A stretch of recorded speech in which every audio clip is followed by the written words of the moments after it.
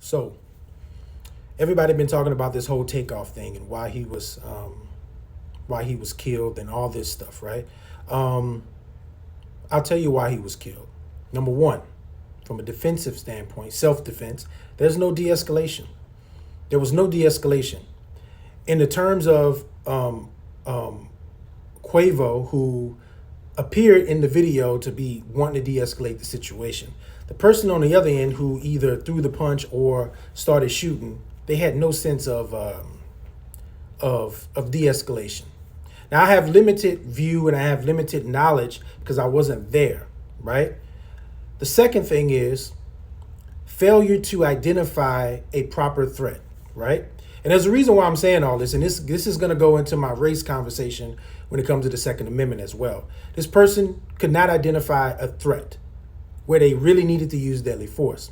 These guys were out there just hanging out, shooting dice, arguing, right?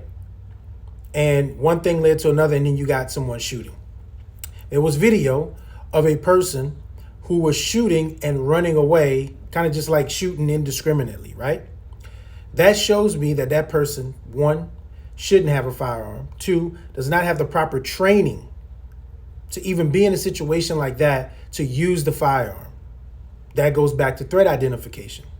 We all know that we want to make sure that the threat or the threat that we're trying to engage, we can clearly identify it as a threat, meaning a deadly threat, right?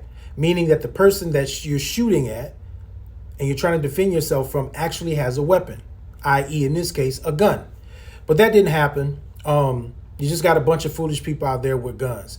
And when I talk about race, right, and culture, this is one of the things that I want to talk about. How, and I don't want to give too much away, but how exposure to guns don't mean that you can be competent with a gun, right? So exposure does not equal competence in this case at all. And culture has a lot to do with it.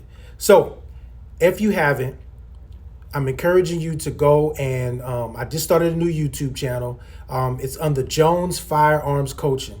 Please go and subscribe. I'm going to be doing a 3 to 4 part video series this week, starting this week, on race and the Second Amendment. It is not what you think. It may be a little bit of what you think, but it will not be all of what you think. I promise you. What I just talked about with the Quavo shooting, there's a lot of stuff to talk about with that. So, peace.